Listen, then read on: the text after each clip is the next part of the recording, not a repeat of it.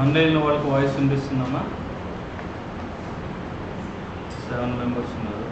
So confirm చేయండి, start చేద్దాం. ఏంటి, what was our earlier discussion?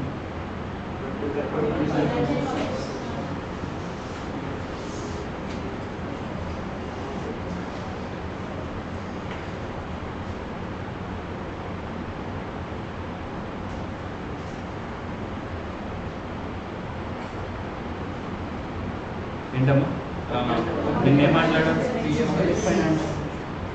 Public finance institution మాట్లాడావా?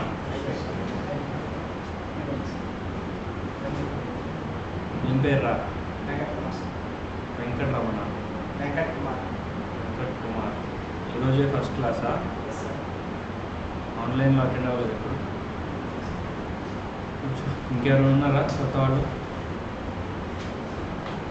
సరే కూర్చోండి. ఏం పేరమ్మా?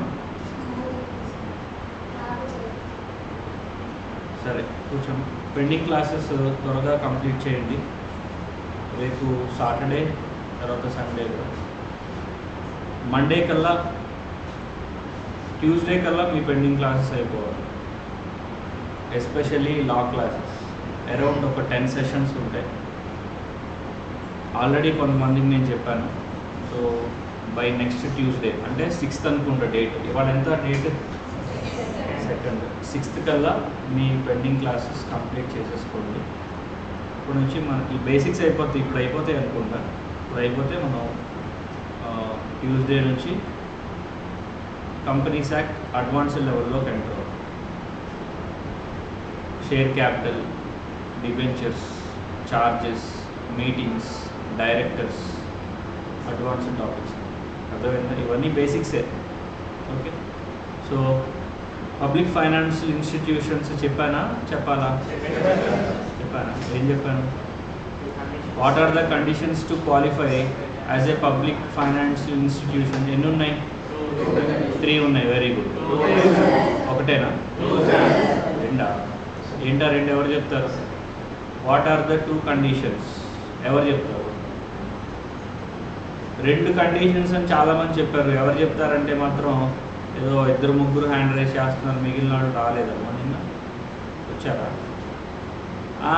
ఆగండమ్మా.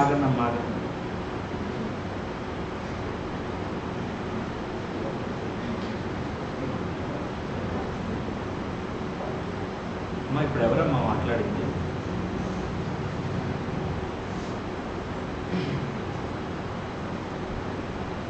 అమ్మ ఇప్పుడు ఎవరమ్మా మాట్లాడింది? అర్థమే. సర్లే, కొంచెం యాక్చువల్లీ కొద్దిగా చిన్నగా మాట్లాడండి. మేబీ ఇక్కడ వాల్యూమ్ తగ్గించాలనుకుంటా. అప్రూవల్ బై సెంట్రల్ గవర్నమెంట్ కాదు నాన్న. సరే చూద్దాం. మా వాళ్ళు చెప్తారు, ఆఫ్లైన్లో ధీరులు చెప్తారు, అప్పుడు ఆన్లైన్లో వీరులు మాట్లాడచ్చు. ఎవరు చెప్తారు? ఇప్పుడు హ్యాండ్ రైజ్ చేయండి. 1, 2, 3, 4, 5. గుండుగాడు చెప్తాడు. చెప్పరా గుండు. ఏంటి కండిషన్స్ ఏంటి? Very good. That institute should be formed by A special legislation. ఆ స్పెషల్ లెజిస్లేషన్ అనేది సెంట్రల్ గవర్నమెంట్ ద్వారా పాస్ అయిన లెజిస్లేషన్ అయి ఉండొచ్చు, స్టేట్ గవర్నమెంట్ ద్వారా పాస్ అయిన లెజిస్లేషన్ అయి ఉండొచ్చు. అంటే అసెంబ్లీలో కానీ పార్లమెంట్లో కానీ పలానా ఇన్స్టిట్యూట్ మేము స్టార్ట్ చేస్తున్నాం ఇట్లా అని చెప్పి గవర్నమెంట్ ద్వారా స్టార్ట్ చేయబడినటువంటి ఇన్స్టిట్యూట్ అయి ఉండాలి. ఇప్పుడు అప్రూవల్ బై సెంట్రల్ గవర్నమెంట్ అన్నారే, అది తప్పు. అప్రూవల్ కాదు కావాల్సింది, సపరేట్ యాక్ట్ కావాలి. నిన్న ఎగ్జాంపుల్ కూడా మనం మాట్లాడుకున్నాం. ఏపీ ఎస్ఎఫ్సి మాట్లాడుకున్నాం. Andhra Pradesh state finance corporation.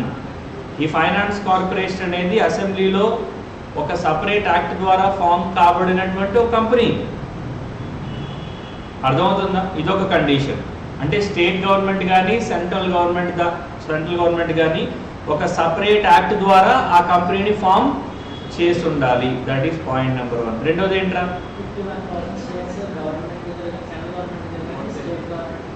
51 is wrong. More than 51 is also wrong. Less than 51 అంటున్నారు ఎవరు? less than 51 కూడా కాదు, అది రాంగ్. ఎగ్జాక్ట్ వర్డింగ్ కావాలి. 51% ఆర్ మోర్.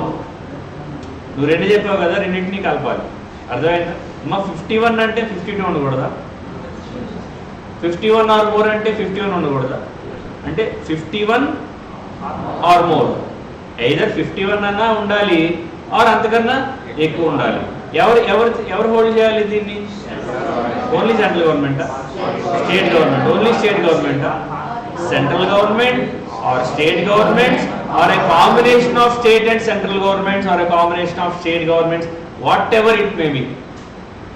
ఇప్పుడు పంజాబ్, బీహార్, ఛత్తీస్గఢ్, ఆంధ్ర, తెలంగాణ కలిపి 40%, సెంట్రల్ గవర్నమెంట్ ఒక 12%. ఇది కూడా పబ్లిక్ ఫైనాన్షియల్ ఇన్స్టిట్యూటే అవుతుంది. అర్థమవుతుందా? So central government or state government are a combination of state and central governments ఎంత హోల్డ్ చేయాలి ఆ కంపెనీలో? 51% ఆర్ మోర్. దీన్ని ఇంకోలా చెప్పాలంటే నాట్ లెస్ దాన్ 51 అని కూడా అనొచ్చు. ఏమని అనొచ్చు? నాట్ లెస్ దాన్ 51% అని కూడా అనొచ్చు. అప్పుడు ఆ ఫైనాన్షియల్ ఇన్స్టిట్యూట్ని మనం ఏమని టర్మ్ చేయొచ్చు? పబ్లిక్ ఫైనాన్షియల్ ఇన్స్టిట్యూట్ అని టర్మ్ చేయవచ్చు. అరే మీకు పబ్లిక్ ప్రాపర్టీ, ప్రైవేట్ ప్రాపర్టీ అని రెండు ఉంటాయి తెలుసా? మీకు ఎప్పుడైనా కూర్చుంటారు, కూర్చోరు. Public property, private property. అప్పుడప్పుడు మనం బోర్డులు చూస్తూ ఉంటాం. Trespassers will be prosecuted అని బోర్డులు ఉంటాయి. మీరు మూవీస్లో చూసిన ఇందులో ఉంటుందన్నమాట. Trespassers will be prosecuted అంటే అర్థం ఏంటి? ఇది ప్రైవేట్ ప్రాపర్టీ, ఇందులో దీన్ని ఎవరు పడితే వాళ్ళు యూజ్ చేసుకోకూడదు. ఎవరైనా అలా యూజ్ చేసుకుంటే మేము వాళ్ళని ప్రాసిక్యూట్ చేస్తాం. ప్రాసిక్యూట్ అంటే ఏంట్రా? క్వశ్చన్ చేస్తాం అని అర్థం. What is men by prosecution? Question చేస్తాం. ఇప్పుడు పబ్లిక్ ప్రాపర్టీ మీకు ఇలా చెప్తే అర్థం కాదు. పబ్లిక్ పార్క్, ప్రైవేట్ పార్క్ అని రెండు ఉంటాయి. పబ్లిక్ పార్కులు ఉంటాయి, ఎవరైనా వెళ్ళొచ్చు, ఏమన్నా చేయొచ్చు, ఎంతసేపు అయినా ఉండొచ్చు. అది పబ్లిక్ పార్కులు అనమాట. ప్రైవేట్ పార్కులు కొన్ని ఉంటాయి. ప్రైవేట్ పార్కులు అంటే వాళ్ళు ఎవరు పడితే వాళ్ళని అలో చేయరు. ఇప్పుడు ఫర్ ఎగ్జాంపుల్ అక్కడెక్కడో కళ్యాణ మండపంలో పెళ్లి జరుగుతుందమ్మా, భోజనాలు పెడుతున్నారు, రోడ్డు మీద వెళ్తున్నావు, నీకు స్మెల్ వచ్చింది, వెళ్ళి భోజనం చేసి వచ్చేస్తావా? చేయడం తప్పు సార్. నేను చాలా ఫెమిలియర్గా ఉంటానండి ఇలాంటి వాటిల్లో. వెళ్ళే ముందే పెళ్లి కొడుకు పేరు, పెళ్లి కూతురు పేరు బట్టి పట్టుకుని వెళ్తానండి. సో నా టెక్నిక్స్ నాకు ఉన్నాయి. అంటే నీకు ఆ స్కిల్ ఉంటే ఎవడేం చేయలేడు. ఇప్పటివరకు చాలా పెళ్ళిళ్ళు ఇలా నేను ఫోన్ చేశానండి, నన్ను ఎవరు పట్టుకోలేకపోయారు. ఏం చేస్తాం?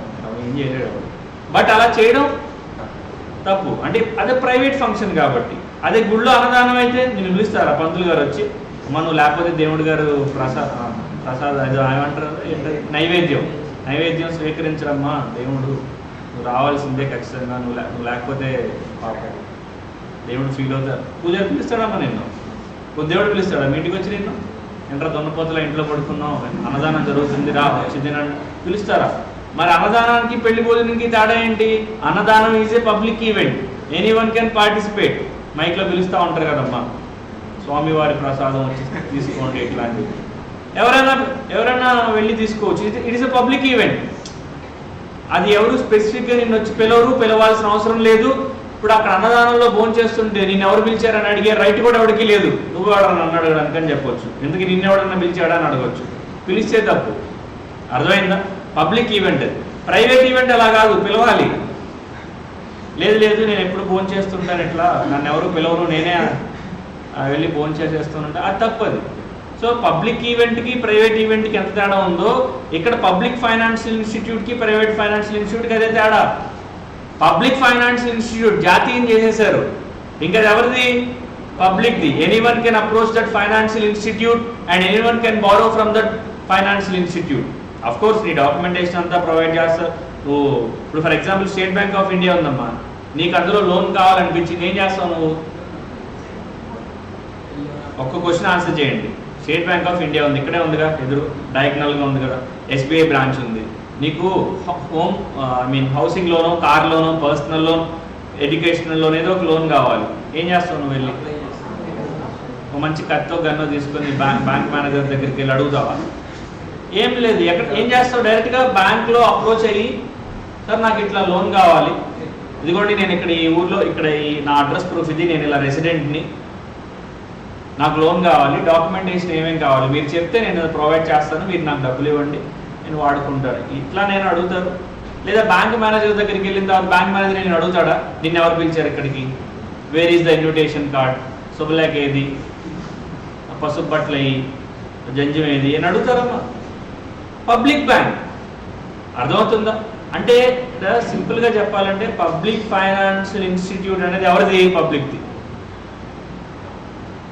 అంటే అవసరంలో ఉన్నోళ్ళు ఎవరైనా ప్రాపర్ డాక్యుమెంటేషన్ సబ్మిట్ చేసి లోన్లు తీసుకోవచ్చు. అంతేగాని మేము వీళ్ళకే లోన్లు ఇస్తాం, సర్టెన్ పీపుల్కే మేము లోన్లు ఇస్తాం. కొన్ని ఇన్స్టిట్యూట్స్ ఉంటాయి.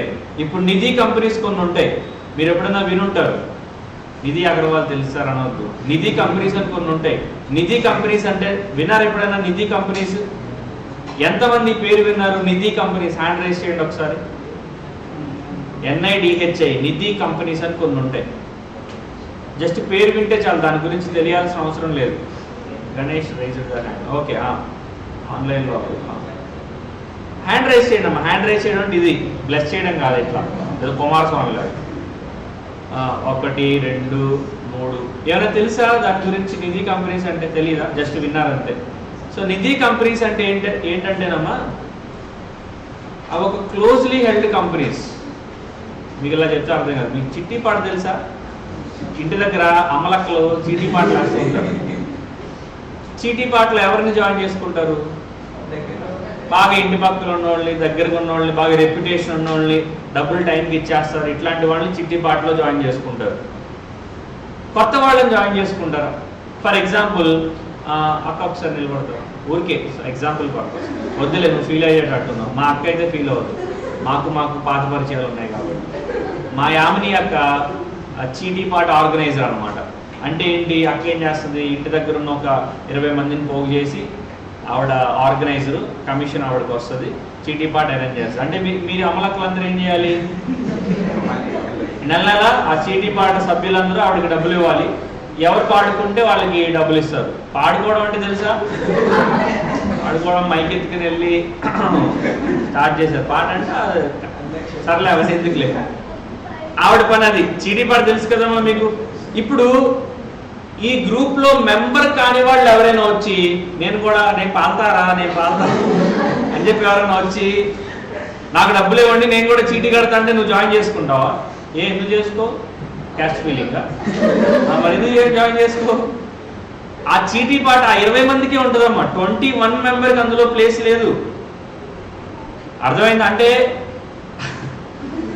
సరే అప్పుడు ఆ గ్రూప్ లో మెంబర్స్ ఎవరైతే ఉంటారో డబ్బులు వాళ్ళే పాడుకోవాలి, వాళ్ళకే డబ్బులు వస్తాయి. కొత్త వాళ్ళు వచ్చి నేను కూడా జాయిన్ అవుతానంటే మేబీ ఆవిడ జాయిన్ చేసుకోవద్దు. It's a closely held company.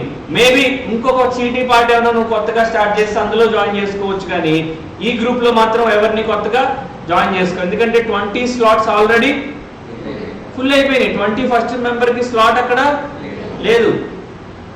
ఇలాగే ప్రైవేట్ కంపెనీస్ కొన్ని ఉంటాయమ్మా, ప్రైవేట్ ఫైనాన్షియల్ ఇన్స్టిట్యూట్స్ కొన్ని ఉంటాయి. SC STలకి లోన్లు ఇవ్వడానికి, BC బ్యాక్వర్డ్ క్లాస్ పీపుల్కి లోన్లు ఇవ్వడానికి, లేదా ఫిజికల్లీ హ్యాండిక్యాప్డ్ పర్సన్స్కి లోన్లు ఇవ్వడానికి ఎక్స్క్లూజివ్గా వాళ్ళకే ఉంటాయి ఫైనాన్షియల్ ఇన్స్టిట్యూట్. ఇప్పుడు నువ్వు అక్కడికి వెళ్ళి లోన్ అడిగితే నీకు ఎవరు? ఫర్ ఎగ్జాంపుల్ ఫిజికల్లీ హ్యాండిక్యాప్డ్ పీపుల్కి లోన్ ఇద్దామని ఒక ఫైనాన్షియల్ ఇన్స్టిట్యూట్ స్టార్ట్ అయిందిరా, నువ్వు వెళ్ళి అక్కడికి లోన్ అడిగావు, నీకు ఇస్తారా?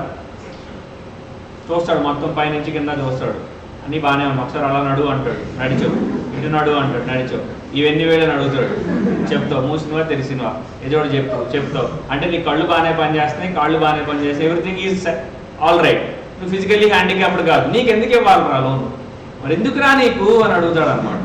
అర్థమైందా? సో అంటే అది ఎవరికి మాత్రం, అది పబ్లిక్ ఫైనాన్షియల్ ఇన్స్టిట్యూట్ కాదు, అది it is meant for restricted people only, కొంతమందికి అది.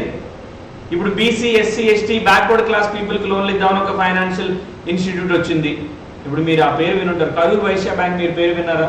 అఫ్ కోర్స్ ఇప్పుడు అది పబ్లిక్ బ్యాంక్ అయిందిలే, కానీ ఒకప్పుడు అది కాదమ్మా. కరూర్ వైశ్య బ్యాంక్ పేరులో ఏముంది? అది ఓన్లీ వాళ్ళ కమ్యూనిటీని డెవలప్ చేసుకోవడానికి. అరే ఇంకా సింపుల్ చెప్పాలంటే గుంటూరులో కమ్మ హాస్టల్ ఉందా? కమ్మ హాస్టల్ అని అంటారు. కాపులకు కూడా హాస్టల్ ఉంది, కమ్మలకి హాస్టల్ ఉంది, బ్యాక్వర్డ్ పీపుల్కి హాస్టల్ ఉంది. ఇప్పుడు అక్కడ ఆ క్యాస్ట్లో వాళ్ళని జాయిన్ చేసుకుంటారమ్మా, వేరే వాళ్ళని జాయిన్ చేసుకోరు. ఎందుకు? అది డొనేషన్స్ మీద నడిచేది, వేరే వాళ్ళ కోసం కాదు, అది వాళ్ళ కోసం మాత్రమే. కమ్మ హాస్టల్లో కమ్మ వాళ్ళు ఎందుకు ఉంటారో తెలుసమ్మా? కమ్మ హాస్టల్ అర్థమైంది. ఒకసారి కూర్చోమ్మా. కానీ ఇక్కడ మనం దేని గురించి మాట్లాడుతున్నాం? దీని పేరేంటి? Public financial institute. అంటే ఏంటి? ఇక్కడ డిస్క్రిమినేషన్ ఉంటుందా? పార్షియాలిటీ ఉంటుందా? క్యాస్ట్ ఫీలింగ్ ఉంటుందా? రిస్ట్రిక్షన్ ఎంట్రీస్ ఉంటాయా? ఏముండవు. ఇంక జాతీయం చేసేసారు. జాతీయం చేయడం అంటే anyone can uptake financial help from that financial institution by providing certain documentation. దానికి కావాల్సిన డాక్యుమెంటేషన్ని, రూల్స్ని ఫాలో అవుతూ నువ్వు ఫైనాన్షియల్ హెల్ప్ని దాని నుంచి తీసుకోవచ్చు. కుల, మత, వర్ణ, వర్గ, లింగ విభేదాలు ఏవి ఉండవు. నువ్వు ఏ క్యాస్ట్ వాడువైనా, ఏ క్రీడ్ వాడువైనా, ఇంకా నువ్వు ఆడైనా, మగైనా, తేడా అయినా, ఏదైనా సంబంధం లేదు. ఎందుకని అది ఏ ఇన్స్టిట్యూట్? అది పబ్లిక్ ఫైనాన్షియల్ ఇన్స్టిట్యూట్. మీకు అర్థమవుతుందా? పబ్లిక్ అనే వర్డ్ మీరు నార్మల్గా చదువుతున్నప్పుడు నార్మల్లీ పబ్లిక్ ఫైనాన్షియల్ ఇన్స్టిట్యూట్ అని చదివేస్తారు. అందులో పబ్లిక్ అనే వర్డ్కి చాలా మీనింగ్ ఉంది. అర్థమైందా? 2 ఫిబ్రవరియా? సరే, నెక్స్ట్ ఇది అయిపోయింది. ఈ 2 కండిషన్స్ కూడా ఇప్పుడే మనం మాట్లాడుకున్నాం. ఏంటది? ఖచ్చితంగా స్టేట్ ఆర్ సెంట్రల్ యాక్ట్ ప్రకారం జరగాలి. రెండోది ఏంటిదమ్మా? 51%కి తగ్గకుండా పెయిడ్ అప్ షేర్ క్యాపిటల్ ఎవరు హోల్డ్ చేయాలి? Central government or state government are combination of state and central government hold చేయాలి. తర్వాత ఇది ఒకటే చెప్పాలనుకుంటా, ఐ థింక్ ప్రొడ్యూసర్ కంపెనీస్ చెప్పాలి. ఇది ఒకటి చెప్పేస్తే ఇప్పుడు ఇంకా బేసిక్ బుక్స్ అయిపోతే క్లోజ్ చేసేద్దాం. సరే, జాగ్రత్త వినండి. ప్రొడ్యూసర్ కంపెనీస్ అనేది కొత్త కాన్సెప్ట్ ఏం కాదులే కానీ కొత్త కాన్సెప్ట్. అంటే ఇది ఓల్డ్ కంపెనీస్ యాక్ట్లో కూడా ఉందమ్మా. కానీ ఓల్డ్ కంపెనీస్ యాక్ట్లో మాట్లాడుకుంటే కొంచెం న్యూ ఏజ్ కాన్సెప్ట్. అంటే 1956లో పెట్టినప్పుడు పెట్టలే ఈ కాన్సెప్ట్ని. తర్వాత ఇంట్రడ్యూస్ చేశారు. ఎందుకు ఇంట్రడ్యూస్ చేశారు? What is the objective of producer company అంటే, ఇప్పుడు ఫార్మర్స్ ఉంటారు. ఫార్మర్స్ అనడం కన్నా ప్రైమరీ ప్రొడ్యూసర్స్ అని అందాం. ఏంటది? ప్రైమరీ ప్రొడ్యూసర్స్ ఎవరైతే ఉంటారో వాళ్ళు ఏదైనా ప్రొడ్యూస్ చేయొచ్చు. మిల్క్ అయి ఉండొచ్చు, అగ్రికల్చర్ ప్రొడక్ట్స్ అయి ఉండొచ్చు, ఏదైనా అయి ఉండొచ్చు. హ్యాండీక్రాఫ్ట్ ఐటమ్స్ అయి ఉండొచ్చు. మీకు హ్యాండీక్రాఫ్ట్స్ అంటే తెలుసా? చేతి వృత్తులు. ఇప్పుడు చీరలు నేస్తూ ఉంటారు, హస్తకళాకారులు అంటారు. లేపాక్షి అవుట్లెట్స్ కొన్ని ఉంటాయి. అంటే చేతులతోనే కొన్ని బొమ్మలు చేస్తూ ఉంటారు. ఈ మట్టి బొమ్మలు చేస్తూ ఉంటారు. అర్థమైందా? అవి వస్తాయి. మిల్క్ వస్తుంది. పాడి పంటలు వస్తాయి. అంటే మీకు పొలాలు ఉంటాయి కదమ్మా, టమాటాలు, ఎవ్రీథింగ్ పొలాల్లో పండే ప్రతిదీ, పత్తి, మొక్కజొన్న, గోధుమలు, రైస్, ఎవ్రీథింగ్ అన్నీ వస్తాయి అన్నమాట. ఇవి పండించే వాళ్ళు ప్రైమరీ ప్రొడ్యూసర్స్ అమ్మ, అమ్ముకు దొబ్బేవాళ్ళు కాదు. ప్రైమరీ ప్రొడ్యూసర్స్ అంటే ఇప్పుడు ఫర్ ఎగ్జాంపుల్ జనరల్గా మీరు ఎప్పుడైనా ఒక మార్కెట్ని అనలైజ్ చేస్తే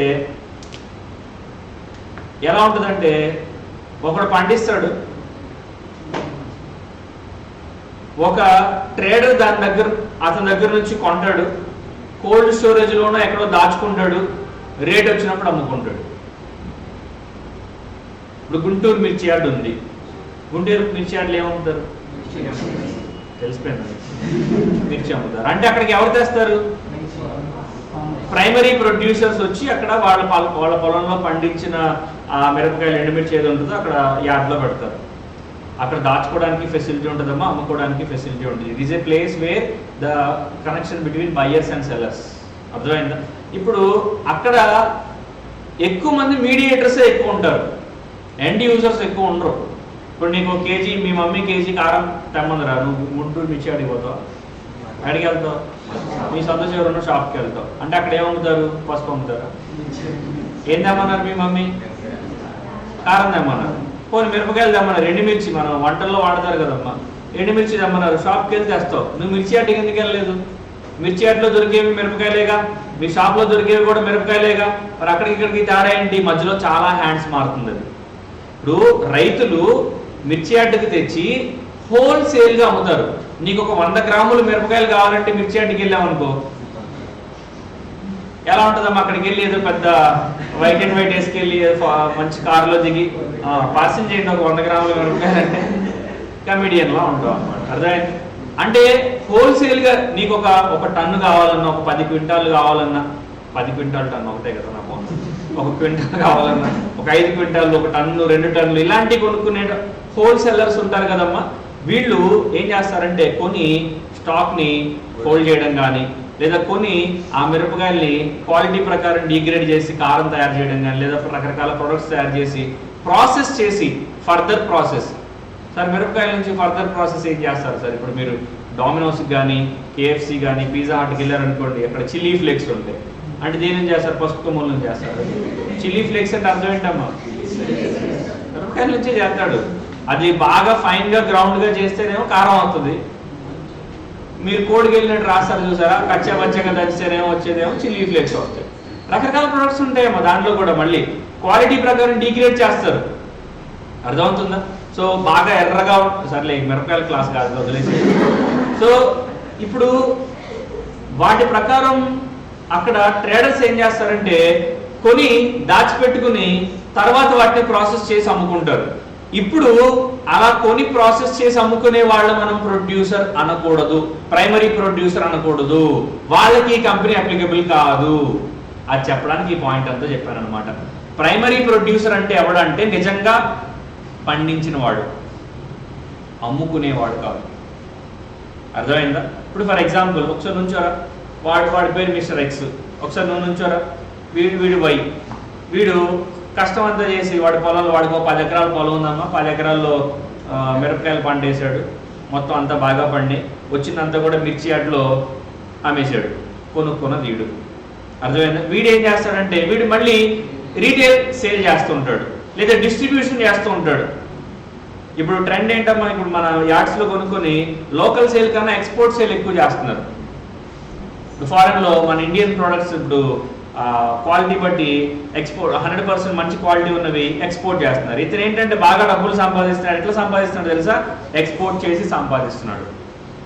ఆయన దగ్గర కొనుక్కుంటాడు కదా, అందులో ఫస్ట్ క్వాలిటీ అన్నీ ఎక్స్పోర్ట్ చేస్తాడు, కొంచెం మీడియం క్వాలిటీ అన్నీ కూడా పక్క రాష్ట్రాలకు అమ్మేస్తాడు, చెత్త అంతా కూడా మన లోకల్లో అమ్మేస్తూ ఉంటాడు తక్కువ రేటుకి. ఇది ఆయన చేసేటువంటి బిజినెస్. ఇప్పుడు వీళ్ళిద్దరిలో ఈయన మిరపకాయలు అమ్ముతున్నాడు, ఆయన మిరపకాయలు అమ్ముతున్నాడు. కానీ ఇద్దరిలో ఒకరినే ప్రైమరీ ప్రొడ్యూసర్ అంటాం. ఎవరిని?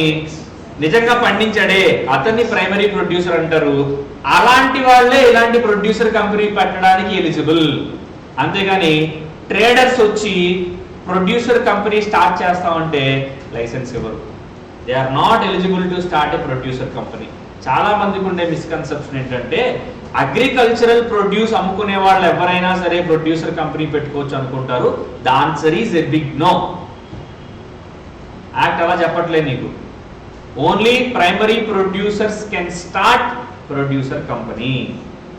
నువ్వేం అమ్ముతున్నావు? ఏం పండించావు? ఏం అమ్ముతావు? ఆబ్వియస్లీ మిరపకాయలు అమ్ముతావు. నువ్వేమవుతున్నావు? పక్క వాళ్ళకి మిరపకాయలు అమ్ముతున్నావు. ఇప్పుడు నువ్వు వచ్చి ప్రొడ్యూసర్ కంపెనీ స్టార్ట్ చేస్తానంటే నీకు లైసెన్స్ ఇవ్వరు. Why? Because you are a trader but not a primary producer. Who is the primary producer? Farmer is the primary producer. So only farmers can start a producer company. Case స్టడీలో ఎట్లాంటివి కూడా అడగవచ్చు. వినడానికి చిన్న point లాగా అనిపించవచ్చమ్మా మీకు. ఆ producer company ఏముందండి, ప్రొడ్యూసర్స్ పెట్టుకునే కంపెనీ ప్రొడ్యూసర్ కంపెనీ అనుకుంటారు. ఇప్పుడు ఆ ప్రొడ్యూసర్ ప్రైమరీ ప్రొడ్యూసరా, సెకండరీ ప్రొడ్యూసరా, సబ్సీక్వెంట్ ప్రొడ్యూసరా? ఎందుకు ఎలిజిబుల్ కాదు? ఎందుకు వాడు ఎలిజిబుల్, ఎందుకు వీడు ఎలిజిబుల్ కాదు తెలుసుకోవాలి. అర్థమైందా? కూర్చో. ఎందుకు ఎలిజిబుల్ కాదంటేనమ్మా, బేసికలీ కంపెనీస్ యాక్ట్ ఈ ఫార్మర్స్కి, ఈ కల్టివేటర్స్ ఎవరైతే ఉంటారో పంట పండించే వాళ్ళు, వాళ్ళకి లాభం వస్తే ఎక్కువ బెనిఫిట్ జరుగుతుందా, వీళ్ళకి లాభం వస్తే ఎక్కువ బెనిఫిట్ జరుగుతుందా? అంటే సబ్సిక్వెంట్ ట్రేడర్స్కి బెనిఫిట్ వస్తే ఎక్కువ మంది బాగుపడతారా? రైతులకు లాభం వస్తే ఎక్కువ బెనిఫిట్ ఉంటుందా? సింపుల్ ఎగ్జాంపుల్ అమ్మా, రైతులు నిజంగా అమాయకులు కాబట్టి వాళ్ళు ఇంకా ప్రొడ్యూస్ చేస్తున్నారు, కానీ వాళ్ళు ఒకసారి డిమోటివేట్ అయిపోయి తక్కువ వ్యవసాయం వదిలేసేయండి పర్లేదు అని ఆల్టర్నేటివ్ వృత్తులకి లేదా వాచ్మెన్ జాబులకి ఇంకోటి చిన్నది వాటికి వదిలేసి, అంటే డిమోటివేట్ అయిపోయి ఆ వృత్తిని వదిలేసి ఏమవుద్ది అమ్మ? ఫుడ్ ప్రొడక్ట్స్ ఎవరికి అవసరం? బాగా రిచ్ పీపుల్కి అవసరం. పూర్ పీపుల్ మన ఫుడ్ తినరు, వాళ్ళు ఓన్లీ బంగారం, వెండి ఇలాంటివి తింటారు. అవునా? అంతేనా? ఏదో ఊగొట్టేస్తున్నారు. ఫుడ్ ఎవరికి అవసరం రిచ్ పీపుల్ కంటే? అమ్మా ఫుడ్ ఎవరికి అవసరం అమ్మా? నువ్వు రిచ్ అయినా, మిడిల్ క్లాస్ అయినా, లోవర్ మిడిల్ క్లాస్ అయినా, ఎవరికైనా ఫుడ్ ప్రతి ఒక్కరికి సేమ్ అవసరం కదా. బట్ తినే తిండి మారొచ్చేమో, బట్ ఫుడ్ అనేది ఎవ్రీడే నెససరీయా నెసెసిటీయా? నెససరీ, అందరికీ కావాలి అది. అంటే ఇలాంటి ఫుడ్ ప్రొడక్ట్స్లో మనకి ఆ ఫుడ్ సప్లై చైన్ అనేది డిస్టర్బ్ అవ్వకూడదు. డిస్టర్బ్ అవ్వకుండా ఉండాలంటే రైతులకు ఎక్కువ మేలు జరగాలి, ప్రాఫిట్స్ రావాలి, వాళ్ళు డిమోటివేట్ అవ్వకూడదు. వాళ్ళు డిమోటివేట్ అవ్వకుండా ఉండాలంటే వాళ్ళకి ఏదో ఒక బెనిఫిట్ని నువ్వు చూపించాలి. మీరు అనొచ్చు కోఆపరేటివ్ సొసైటీస్ ఉన్నాయి కదా సార్, కోఆపరేటివ్ సొసైటీస్ వాళ్ళకి ఆల్రెడీ ఇచ్చారు కదా, సపరేట్ యాక్టే ఉంది కదా, దాని ప్రకారం జరుగుతుందా అంటే ఎగ్జాక్ట్లీ కార్పొరేట్ బెనిఫిట్స్ అనేవి కోఆపరేటివ్ సొసైటీకి ఉండవు. మీకు ఇనిషియల్ క్లాసెస్లో కార్పొరేట్ బెనిఫిట్స్ కొన్ని చెప్పా. ఒక కంపెనీకి ఉండేటువంటి ఫీచర్స్ ఎవరికైనా గుర్తున్నాయా? కొన్ని చెప్పండి, కంపెనీకి ఉండేటువంటి ఫీచర్స్ చెప్పండి. Separate legal entity, perpetual succession, common seal, capacity to sue and be sued, separate property. ఇవన్నీ కంపెనీస్కి ఉండే అడ్వాంటేజెస్ ఏనమ్మా, అవునా కదా? కోఆపరేటివ్ సొసైటీకి ఇన్ని ఉండవు. కోఆపరేటివ్ సొసైటీకి ఇన్ని పర్పెచువల్ సక్సెషన్ తొక్కట్లే ఉండవమ్మా. అర్థమవుతుందా? రైతులకి మేలు జరగాలి, కల్టివేటర్స్కి మేలు జరగాలి, బెనిఫిట్స్ ఉండాలి అనే, వాళ్ళు కూడా కార్పొరేట్ ఫామ్లో బిజినెస్ చేయాలి, వాళ్ళకు కూడా కార్పొరేట్ ఐడెంటిటీని ఇవ్వాలి అనేటువంటి ఒక మంచి ఇంటెన్షన్తో కంపెనీస్ యాక్ట్ వాళ్ళకి ఇచ్చినటువంటి ఈ బెనిఫిటే ప్రొడ్యూసర్ కంపెనీ. అంటే any farmer or group of farmers can start producer company and can deal with exporters and can deal with overseas companies.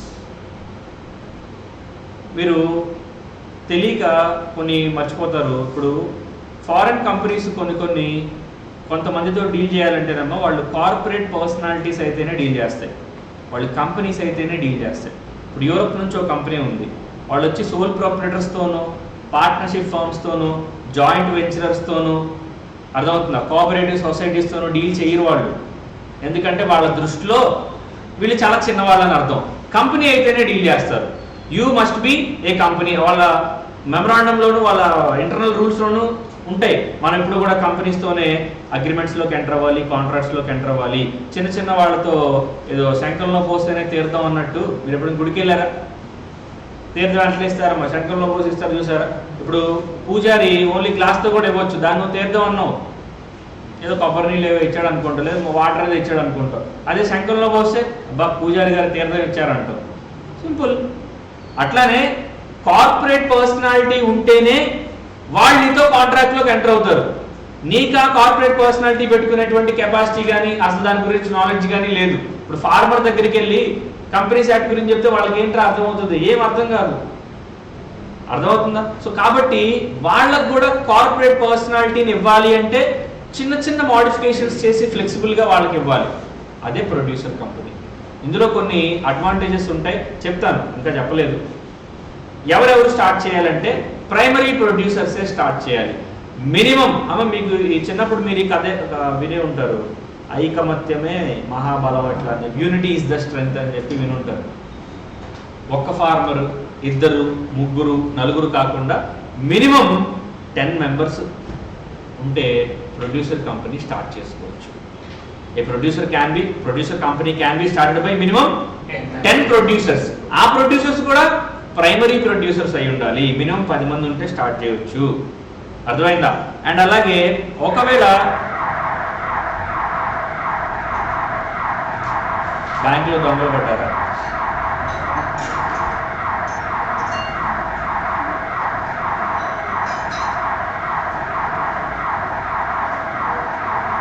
పక్కన బ్యాంకే కదా, అయితే ఎవరో వినిన బ్యాంక్ అయిపోయింది, దొంగల పని అయిపోయింది. సరే, ఏంటిది ఏదో మాట్లాడుతున్నాం. మినిమం 10 మెంబర్స్ ఉండాలి ప్రొడ్యూసర్ కంపెనీ స్టార్ట్ చేయాలంటే. ఆ 10 మెంబర్స్ కూడా ఏమై ఉండాలి? ప్రైమరీ ప్రొడ్యూసర్స్ అయి ఉండాలి. ఆర్ ఒకవేళ ఇన్స్టిట్యూషన్స్ ఏమైనా స్టార్ట్ చేయాలంటే మినిమం 2 ఇన్స్టిట్యూషన్స్ కలిపి ప్రొడ్యూసర్ కంపెనీని స్టార్ట్ చేయవచ్చు. లేదా ఒక ఇన్స్టిట్యూట్ ఉందనుకోండి, ఒక ఇన్స్టిట్యూట్ రిమైనింగ్ అదర్ పీపుల్, అంటే మినిమం 10 మెంబర్స్ కదా, మిగిలిన 9 మంది కలిసి స్టార్ట్ చేసేవచ్చు ప్రొడ్యూసర్ కంపెనీ. అర్థమైందా? ఇప్పుడు టాటా వాళ్ళు స్టార్ట్ చేశారు ప్రొడ్యూసర్ కంపెనీ, ఐటీసీ వాళ్ళు స్టార్ట్ చేశారు ప్రొడ్యూసర్ కంపెనీ. మీరు డీమార్ట్లకు కానీ రిలయన్స్ వాటికి కానీ స్మార్ట్ కానీ వెళ్ళినప్పుడు చూసుంటారు, ఆశీర్వాద్ అనే బ్రాండ్ విని ఉంటారు. ఆశీర్వాద్ పసుపు, కారం, ఉప్పు, గోధుమ పిండి అన్నీ ఉన్నాయి కదా. సో అవన్నీ ఐటీసీ కంపెనీ వాళ్ళు, అంటే కంపెనీలో ఎంప్లాయీస్ ఎరువులు వేసి పంట పండించి చేస్తారా? మరి ఏం చేస్తారు? ఐటీసీ ఏం చేస్తారంటేనమ్మా, ప్రొడ్యూసర్ కంపెనీ ఫార్మర్స్తో కలిసి ప్రొడ్యూసర్ కంపెనీ స్టార్ట్ చేసి వీళ్ళు అంతకుముందు గోధుమలు, ఈ పసుపు కొమ్ములు, మిర్చి ఈ కొనాలంటే ఈ మధ్యలో దళారులు ఉంటారు కదా, మీడియేటర్స్ అంటారు కదా, వాళ్ళ దగ్గర నుంచి కొంటారు. వాళ్ళ దగ్గర నుంచి ఎందుకు కొనాలి? వాళ్ళ దగ్గర నుంచి కొంటే అమ్మ హ్యాండ్ టు హ్యాండ్ మారేసరికి ఏమవుతుంది? ప్రైస్ అబ్వియస్లీ ఇంక్రీజ్ అవుతుంది. కామన్ సెన్స్ అది. అదే రైతుల దగ్గర నుంచే కొంటే, రైతులకి ఎంఎస్పి ఇస్తే చాలు కదా. ఎంఎస్పి అంటే minimum support price, minimum support price, కనీస మద్దతు ధర. బయట మార్కెట్లో అది కూడా దొరకదమ్మా ఒక్కొక్కసారి పాపం రైతులకి. అదే నువ్వే ఎంఎస్పి ఇచ్చి నేను కొంటానంటే రైతులు బంగారంలో నీకే అమ్ముతారు, వాళ్ళకి బెనిఫిట్, నీకు బెనిఫిట్. అర్థమైందా? ఆ ఎంఎస్పి అంటే ఇప్పుడు కంపెనీస్కి ఏంటి ఇక్కడ బెనిఫిట్? వాళ్ళకి ప్రొక్యూరింగ్ కాస్ట్ తగ్గుతుంది, ఇన్పుట్ కాస్ట్ చాలా చీప్గా వస్తుంది. రైతులకి ఏంటి బెనిఫిట్? వాళ్ళ దళారులకు అమ్ముకునే దానికన్నా కంపెనీకి అమ్ముకుంటే మంచి బెనిఫిట్ వస్తుంది, ఎక్కువ రేట్ వస్తుంది. కానీ ఇక్కడ ఒక చిన్న ఫ్లా ఉంది, మైనస్ పాయింట్ ఉంది. ఏంటంటే క్వాలిటీ లేకపోతే వాళ్ళు కొనరు, కార్పొరేట్ వాళ్ళు కొనరు, క్వాలిటీ ఉన్నదే కొనుక్కుంటారు. అర్థమైందా? ఇప్పుడు నీ పొలంలో 100 టన్నులు పండినేరా, 40 టన్నులు ఎంతో కొంచెం సెకండ్ క్వాలిటీ వచ్చి 60 టన్నులు ఫస్ట్ క్వాలిటీ వచ్చాయి. అది ఎంత కొంటాడు? ఓన్లీ 60 కొంటాడు. మిగిలిన 40కి మళ్ళీ నువ్వు సెకండరీ మార్కెట్ మీద డిపెండ్ అవ్వాలి.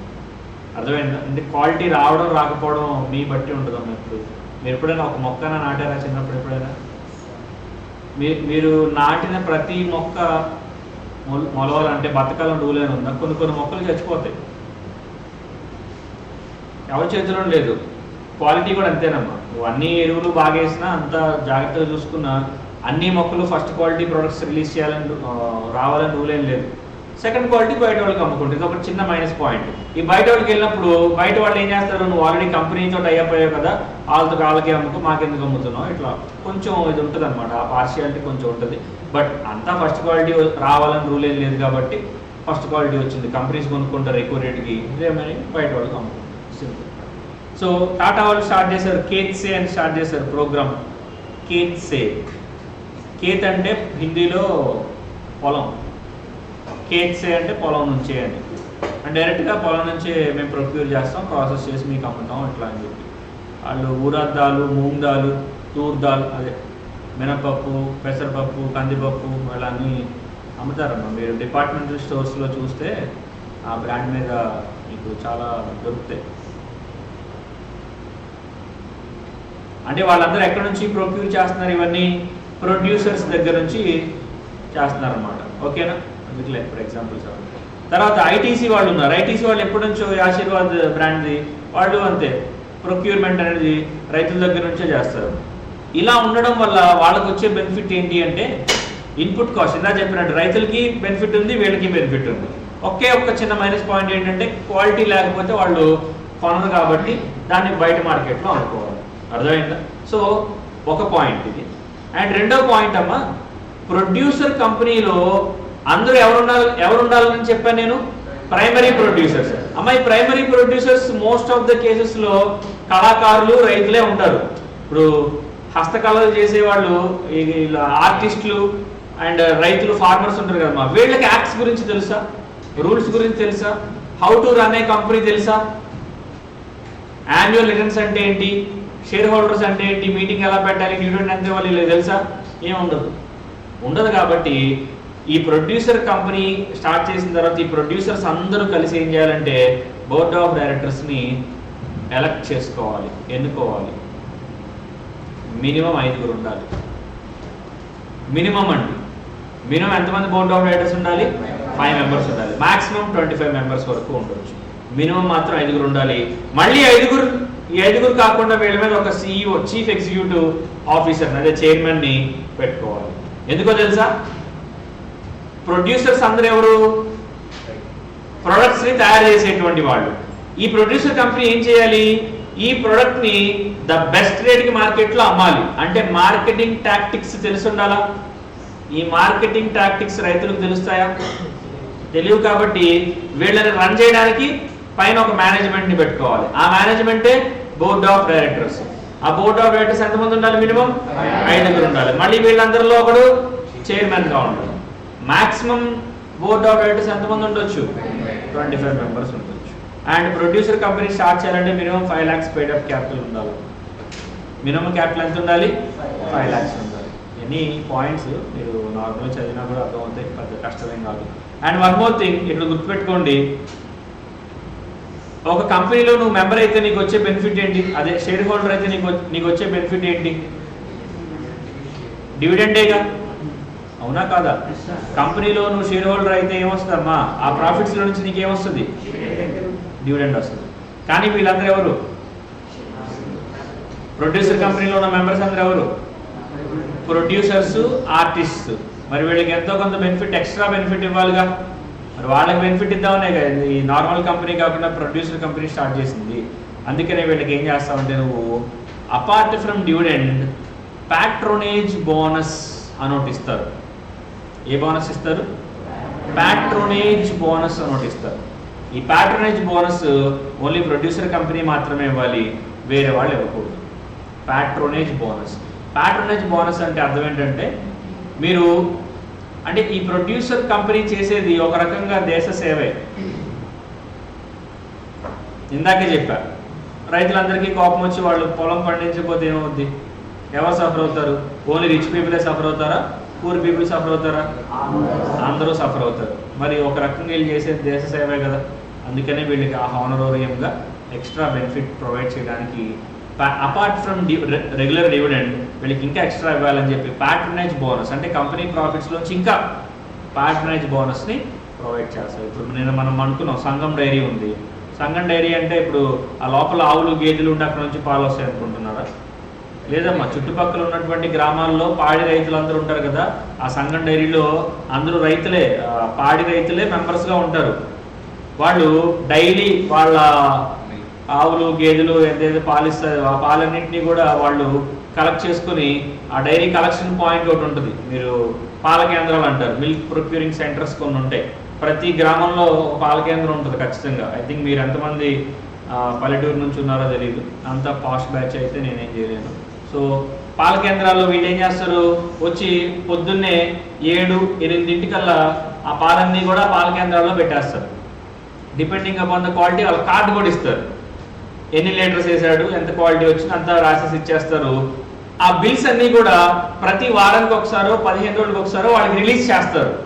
వాళ్ళ డబ్బులు వాళ్ళకి వచ్చేస్తాయి. మిల్క్ డైరీ ఇస్తుంది, సంఘం డైరీ, చాలా డైరీస్ ఉన్నాయి కదా, విశాఖ డైరీ, చాలా డైరీస్. అట్లా రైతులకు డబ్బులు వచ్చేస్తాయి. అపార్ట్ ఫ్రమ్ దిస్ మనీ వాళ్ళకి ఇచ్చేదే డివిడెండ్ ప్లస్ ప్యాట్రోనేజ్ బోనస్. మీరు మా డైరీలో సభ్యులుగా ఉండి మీరు చేసినటువంటి అశేషమైన కృషి సేవలకు గాను మీకు ఇంత ఎక్స్ట్రా డబ్బులు ఇస్తున్నాం.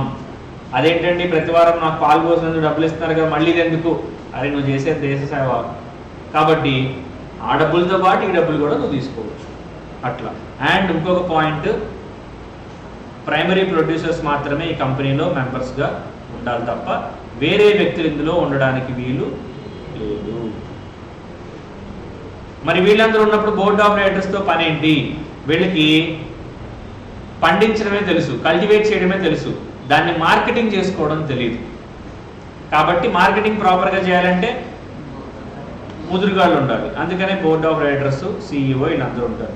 And one more thing, producer company ఎప్పుడూ కూడా ఈ అగ్రికల్చర్ రిలేటెడ్ ప్రొడక్ట్స్ని డీల్ చేయాలి, ఈ ఫుడ్ ప్రాసెసింగ్ యూనిట్స్ వీటినే డీల్ చేయాలి తప్ప రియల్ ఎస్టేట్ వ్యాపారాలు, వడ్డీ వ్యాపారాలు, ఫైనాన్స్ బిజినెస్లు, ప్లాట్లు వేసి ల్యాండ్లు అమ్మడాలు, ఇట్లాంటి పనులు చేయకూడదమ్మా. ప్రొడ్యూసర్ కంపెనీ ఏమి ఇట్లాంటి పనులు it should never indulge in those kind of activities. వాటిలో అసలు ఎప్పుడు ఇన్వాల్వ్ అవ్వకూడదు. ప్రొడ్యూసర్ కంపెనీకి నీకు ఇన్ని బెనిఫిట్స్ ఇచ్చేది ఎందుకు అనుకున్నావు? మరి నువ్వు దేశానికి ఫుడ్ సప్లై చేస్తున్నావు అని నువ్వు ఆ పని చెయ్యి, వేరే పనులు నువ్వు చేయకూడదు. చేయాలనుకుంటే వేరే కంపెనీ పేరు మీద చేసుకో, అంతేగాని పేరుకి ప్రొడ్యూసర్ కంపెనీ, చేసేవన్నీ కూడా real estate activities, financing activities, settlement activities, you are not allowed to do so. అలాంటి పనులు చేయకూడదు. అర్థమవుతుందా? సో అందుకని ఇక్కడ కింద కూడా చెప్తాడు, ప్రొడ్యూసర్ కంపెనీస్ ఏం చేయాలంటే ఇదిగోండి, ప్రొక్యూర్మెంట్ చేయొచ్చు, ప్రొడక్షన్ చేయొచ్చు, హార్వెస్టింగ్ చేయొచ్చు, grading, cooling, handling, marketing, selling, exporting. అంతే. ఇందులో ఎక్కడన్నా ఫైనాన్సింగ్ ఉందా? రియల్ ఎస్టేట్ ఉందా? షేర్ మార్కెట్ ట్రేడింగ్ ఏమైనా ఉందా? ఎందుకు లేదు? ఈ యాక్ట్ రాసినోడికి, ఫ్రేమ్ చేసినోడికి తెలీదా ఈ బిజినెస్ చేయొచ్చో చేయకూడదో? చేసేవాళ్ళు ఉన్నారు, వాళ్ళు చేసుకొని నువ్వు చేయొద్దు. ఓకే, నీకు చేయాలనిపిస్తే ఈ పని ఈ ప్రొడ్యూసర్ కంపెనీ పేరు మీద చేయొద్దు, బయట వేరే కంపెనీ పెట్టుకో, పబ్లిక్ కంపెనీ, ప్రైవేట్ కంపెనీ వేరే పెట్టుకుని దాని ప్రకారం చేసుకో. దీని పేరు మీద అలాంటి పనులు చేయకూడదు, ఓన్లీ ప్రొడ్యూసింగ్ యాక్టివిటీసే చేయాలి. అంటే మన దేశంలో ఉన్నటువంటి రైతులకు కూడా కార్పొరేట్ స్ట్రక్చర్ ఇవ్వాలి, వాళ్ళు కూడా ఫారినర్స్తో డీల్ చేసి కాంట్రాక్ట్స్లోకి ఎంటర్ అవ్వాలి అనేటువంటి ఉద్దేశంతో వీళ్ళకి ఈ స్ట్రక్చర్ ఇద్దామనేటువంటి ఒక మంచి ఉద్దేశంతో స్టార్ట్ చేయబడినటువంటి ఒక బెనిఫిటే ప్రొడ్యూసర్ కంపెనీ అనేటువంటి పాయింట్ అన్నమాట. ఈ ప్రొడ్యూసర్ కంపెనీ అనేటువంటి ఈ స్ట్రక్చర్ ఏదైతే ఉందో దీని ఎట్టి పరిస్థితుల్లో వేరే వాళ్ళు మిస్యూజ్ చేయకూడదు. అందుకనే ఇందులోకి ఎంట్రీ, రిస్ట్రిక్టెడ్ ఎంట్రీస్ ఉంటాయి. ఎవరికి మాత్రమే ఎంట్రీ? ప్రైమరీ ప్రొడ్యూసర్స్ కి మాత్రమే ఎంట్రీ. మినిమం పేడ్ క్యాపిటల్ ఎంత ఉండాలి? 5 lakhs ఉండాలి. మళ్ళీ ప్రొడ్యూసర్స్ అందరూ వీళ్ళు ఓన్లీ కల్టివేషన్ లో బిజీగా ఉంటారు, మార్కెటింగ్ వాళ్ళకి చేత కాదు. అందుకే ఈ కంపెనీని రన్ చేయడానికి మేనేజ్మెంట్ వీళ్ళే అపాయింట్ చేసుకోవాలి. ఎంతమంది board of directors? Minimum 5 members, maximum 25. వీళ్ళందరి మీద ఒకడు చీఫ్ ఎగ్జిక్యూటివ్ ఆఫీసర్ కింద, ఒక చైర్మన్ కింద ఒకటి పెట్టుకోవచ్చు. అర్థమైందా? అపార్ట్ ఫ్రమ్ డివిడెండ్ ఈ మెంబర్స్ కి ఏమి ఇస్తారు? మళ్ళీ